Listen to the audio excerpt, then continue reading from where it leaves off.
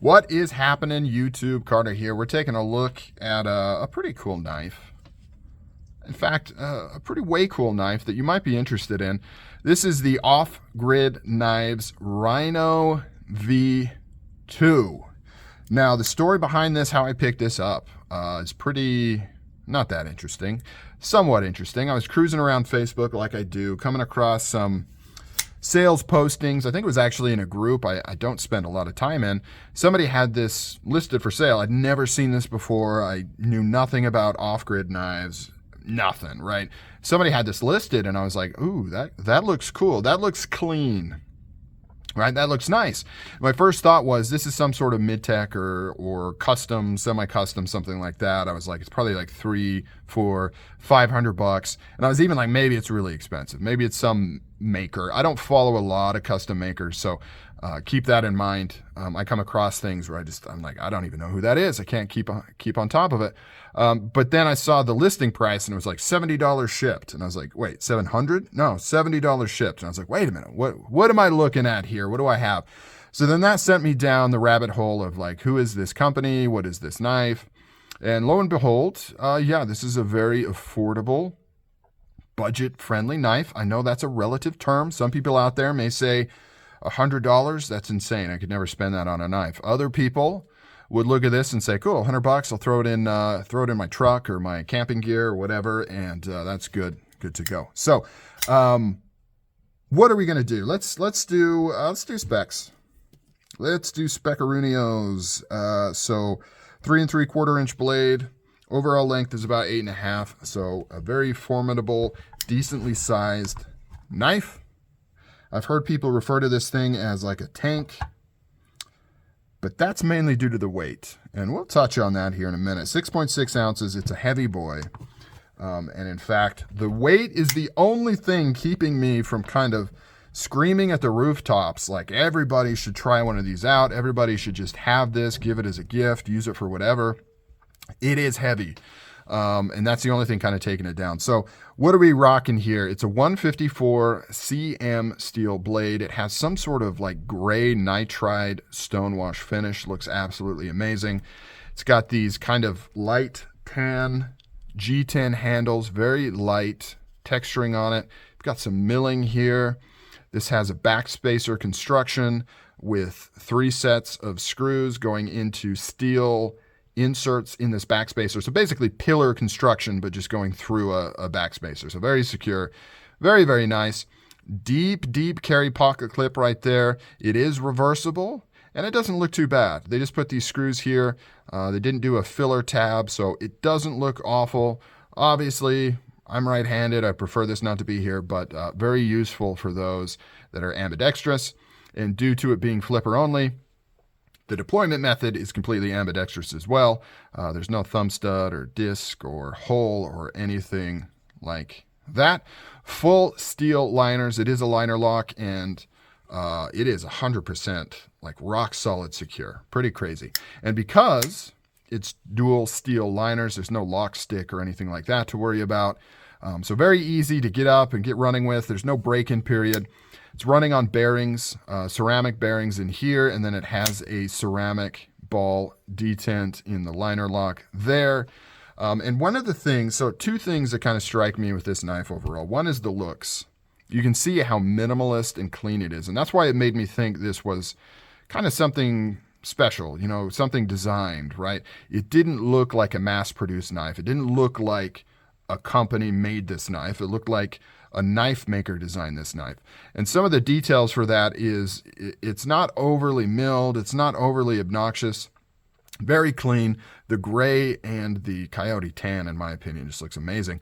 But look at this pivot. See how there's no hole in there. There's no access to it. It's just flat and smooth, but it has a little bit of chamfering around it.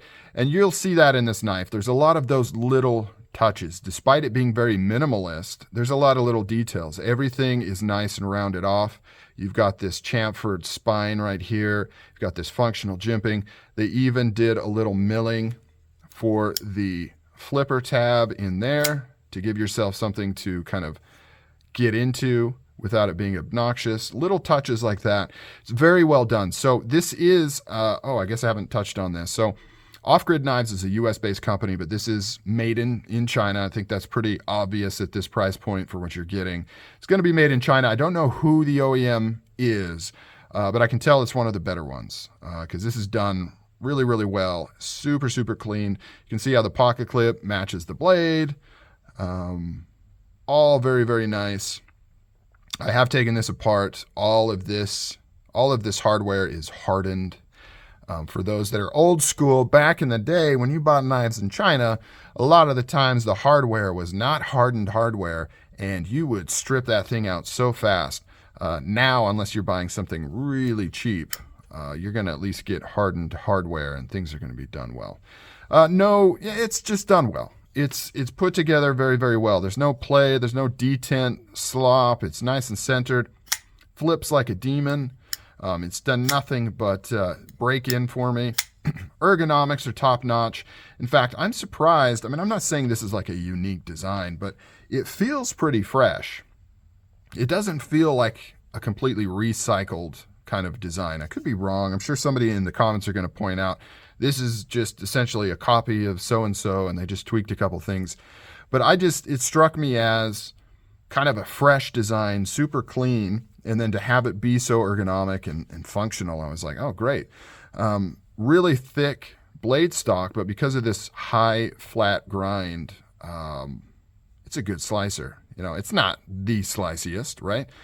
So it strikes that balance between being very functional. It cuts, it slices, it's going to do very well, but it's still pretty robust. You can see that tip there. Yes, you could snap that off for sure. Being 154 cm, it's more likely to bend than break, at least with a moderate amount of force. So it kind of does that, hard use, but still being a knife type thing. Really nice, man. I really like it. Now, do I regret buying it? Kind of. It's a cool knife, but it's one of those things where, $100 I could have put towards something I really, really want. That's my own personal battle with knives. I love checking these things out, and I love experiencing things that aren't normally on my radar, but at the end of the day, it's money's money. But if I had, somebody had sent me this, I've got to start doing that. I've got to have people send me stuff. I can't be buying everything that I think is interesting. But for somebody that's in the market for something like this, in this price point, they want a flipper, they want something usable, high quality, I think this is an excellent bet. Now, elephant in the room, this thing is heavy, so heavy. That's the only thing taking it down is it's really, really heavy. You can see how thick those liners are. Now, they do skeletonization. I don't think you can see in there. On this side, they have holes. But the problem is, I think they've got 4 holes. The problem is they're all the same size, and so I don't know how to describe this, but if they had increased the diameter of these two, they would have removed a lot more material, but I assume because of, trying to be economic and things like that, they just did the 4 holes all the same, so it's not as efficient, the weight reduction isn't as efficient, and then on this side, I think they just had 1 hole. So if they could go in and actually more strategically remove material, bring this weight down like an ounce at least. I'm fine with it being a little heavier and heftier. I don't love knives that are overly light. They just kind of feel cheap to me. But this one's too heavy for what it is. It depends on how you use it. So carrying it around, you're going to feel that weight. But, if you throw it in your backpack, take it camping, throw it in your truck, it'll be a very usable, manageable type knife. So definitely worth checking it out. You can find one on the secondary market. You can get these things for like $60, $70, like I said.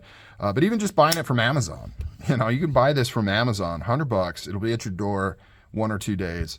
It's a cool looking, functional knife. All right, guys, I'm out. Leave comments down below. What do you think of the off-grid Rhino V2? I believe the V2, the only thing they changed was they upgraded the steel to the 154 cm. I think the V1 used, 194J Sandvik, or I don't know, something cheaper.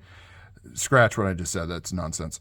But something cheaper steel, so they upgraded the steel. I think that's the only difference they made. Maybe they tweaked a few things, but it's essentially the same knife. You can get this in black G10 as well as this brown here. I like the brown with the gray.